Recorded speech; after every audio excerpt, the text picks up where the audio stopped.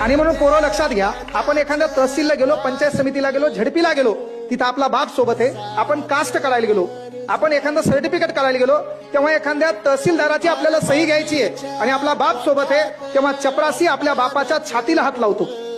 चपरासी आपल्या बापाच्या छातीला हात लावतो. त्याचं कारण काय? त्यानं आपल्या बापाच्या गरिबीला पाहिलं, त्यानं आपल्या बापाच्या कपड्याला पाहिलं. तेव्हा तू तरुण आहे, तुझ्या बापाच्या सोबत होता.